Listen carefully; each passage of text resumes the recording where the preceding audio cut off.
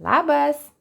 Jeigu esi avinas, avino ženklo arba save sieji labiausiai su avino ženklu, šita prognozė yra skirta tau ir pasižiūrėsime, ką tau žada gruodžio mėnuo, pasižiūrėsime apskritai koks mėnuo, kokia bendra mėnesio spalva ir panagrinėsim smulkiau, kaip seksis kiekvienoje gyvenimo srityje svarbiausiai, tai yra meilės santykiai, darbas, pinigai, sveikata, asmeninis augimas. Tai va, tai pradedam tada, pasižiūrėkime bendra gruodžio mėnesio aura spalva avinams.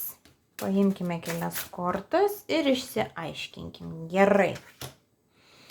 Turime dvi labai gražias kortas. Pirmoji korta kalba apie mūsų pagalbą, apie mūsų dvasinius vedlius, apie mūsų tą nematomą pagalbą, kuri gali būti ir angeliukų pavidalu, ir pavidalu mūsų, tarkim, mirusių draugų, mūsų mirusių giminaičių, galbūt netgi mūsų gyvūnų irgi, kurių nebėra gyvųjų.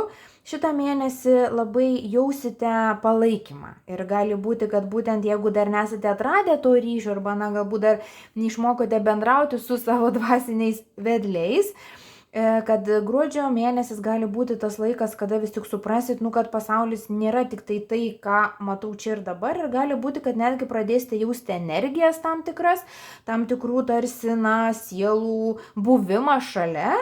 Ir jeigu taip atsitiks, žinokit, kad taip greičiausiai ir yra, nes kad jos yra šalia, tai visą laiką, tik praeina kartais laiko, kol žmogus, priima tą idėją, kad gal tai iš tikrųjų gali būti, ir dar kažkiek laiko, kad mes pradedame realiai jausti. Bet tos būtybės pas mus kiekvienai yra, jos mus saugo daug daugiau negu mes žinom ir jos padaro daug darbo. Tai tiesiog jums yra toksai ir nuraminimas, kad ir gruodžio mėnesį, kaip ir visus mėnesius, jūs turėsite tą nemokamą pagalbą, bet jau tai žinodami galite iš tikrųjų kreiptis į ją, pasikalbėti. Čia kažkokio ypatingo gebėjimo nereikia, tiesiog mintise ar žodžiu galite tiesiog pasiprašyti, kad tos būtybės, kurios jūs saugo, myli, kurie yra jūsų sargai, kad padėtų jums, kad pravestų jūs galbūt pačiu lengviausiu, paprasčiausiu keliu, kad lengviau pasidarytumėte tuos darbus ir pasiektumėte tuos tikslus, kuriuos norėsite pasiekti gruodžio mėnesį. Kita korta turime irgi labai tokia optimistiška, kuri tarsi su nuoroda, tarsi su prašymu. Rask savo laimę, rask savo pašaukimą. Tai vėlgi gruodžio mėnesį aš įtariu, kad turėsit šiokio tokio apsvarstymo, apmąstymo, ko jūs iš tikrųjų norit gyvenime. Ar tikrai tie darbai, kur dirbat, yra tie darbai, ar tie vyrai, tos žmonos, su kuriais esat, tos yra. Ar tikrai jūs, kaip jūs atrodot, kaip jūs save išreiškėt, kaip jūs rengiatės, ar tikrai esate jūs, ar ne?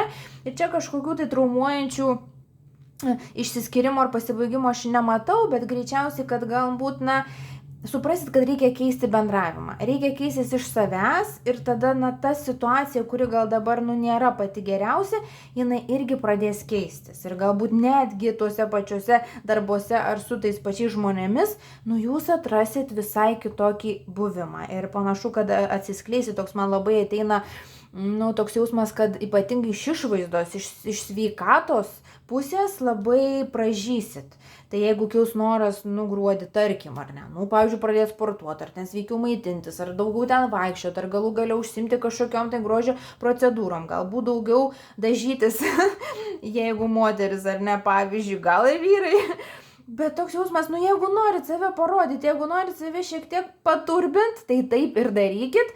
Galbūt atrodo, iš šalies, kad tai nėra būtina, ar galbūt kažkaip gal paviršutiniška, bet, jeigu tai jums suteikia laimės, tame kažkokiame dalyke, kuris gal ir šiek tiek ir, toks gal paviršutiniškas, visada yra gilesnė prasmė. Ir mes galbūt daug dalykų gyvenime nurašom dėl to, kad vaikiška, nerimta, bet iš tikrųjų, kuo daugiau yra džiaugsmo, kuo daugiau vaikiško pasitenkinimo, tai tuo gyvenimo prasmės yra daugiau. Ir būtent per tuos kartais visiškai paviršutiniškus dalykus mes iš tikrųjų padarom gyvenimą daug prasmingesnį, negu per tuos, kurių labai sureikšminam ir ten suteikiam jiem kažkokią tai super vidinę reikšmę, ar ne? Tai toks bendras įvadas į jūsų gruodžio mėnesį, kad bus kažkokie pasikeitimai, tiksliau labai didelis jūsų noras viduje keistis. Mes jau matom. Tai dabar pasižiūrime, ką žada atskirai gyvenimo srityse jums. Pažiūrėkim meilę santykius.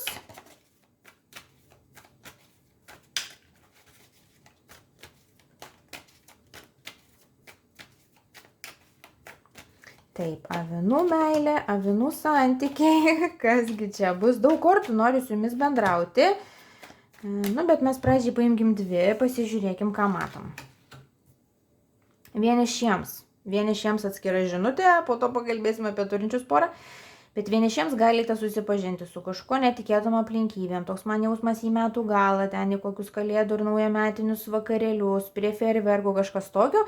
Situacija tokia filmo maždaug lygio, bet toks jausmas, kad jinai gali jums būti reali. Ir gal kai jūs pasipuošit, pasiturbinsit ir labiau savim pasitikėsit, ar ne, gal ir ateina tada ta pažintis, nes jūs tiesiog esat pasiruošęs ją priimti, ar ne, ir nebesikuklinat ir apie save galvojate geriau. Tie, kurie yra santykiuose, irgi jūsų santykius ateina, man toks jausmas pasikalbėjimas. Gruodžio mėnesį gan netikėtai, bet įlysit į gilesnį jūsų santykių sluoksnį. Ir sakyčiau, gal ir teks ir ne visai maloniom temom pakalbėti, gal šiek tiek ir paverkt iš tos pusės, kad tiesiog atrakinsite tam tikrus dalykus, kurie tarsi užspausti buvo. Ir kai tie užspausti dalykai išeina iš mūsų, kai mes juos išdrįstam pripažinti, kartais nevaldomai, mes galim pradėti verkti, nes ašaros irgi veikia, kaip pravalytojas, ar ne? Tai jeigu tai bus, žinokit, kad viskas yra tvarkoj, bet tos ašaros, jeigu jos ir bus, jos ves į tokį aiškumą dar ir dar susigaudimą geresnį, kodėl jūs esate su tuo žmogumi. Ir čia aš matau kaip tik, kad jūs dar kartą įsitikinsit, kad vis tik, kol kas padarot gerą sprendimą būdami kartu ir išsiskirimų kažkokių aš nematau, bet sakau, matau tokius pasikalbėjimus, atsiverimus vienas kitam, ko pasiekoja, jūsų santykiai dar tvirtėja.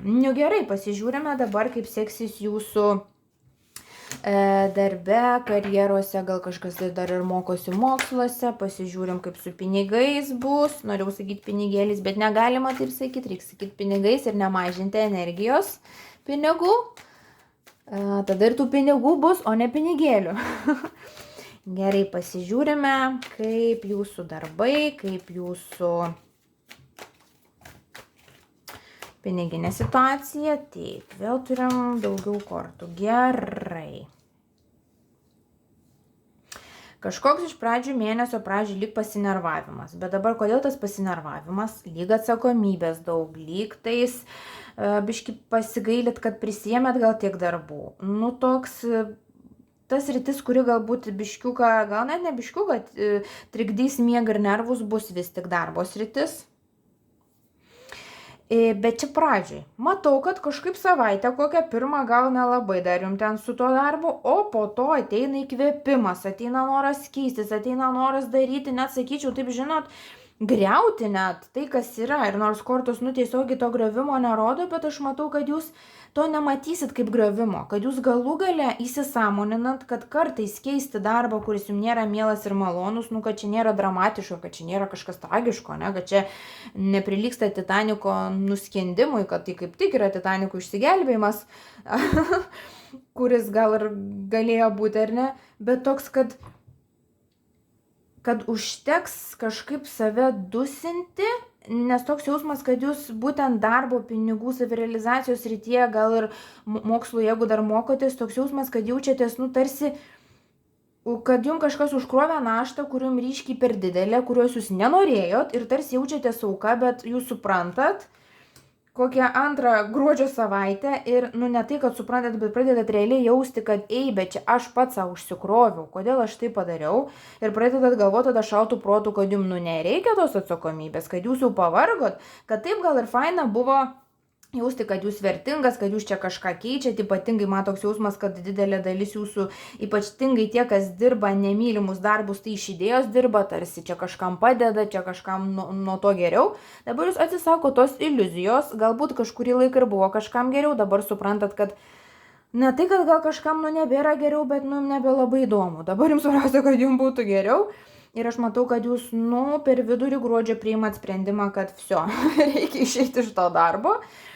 ir kad pradedat keisti savyje, pradedat norėti gyvenime daugiau, pradedat lygtais, nebebijoti, netgi kartais bandyti iš naujo ir matau, kad didelė dalis jūsų išeina vis tik iš tų darbų ir pradeda iš naujo. Ir kitais metais ieško kitų galimybių pasireikšti, užsidirbti ir tai potencialiai veda į dar didesnį ir pinigų uždirbimą ir kažkaip ir savęs pamilimą netgi, savęs vertinimą.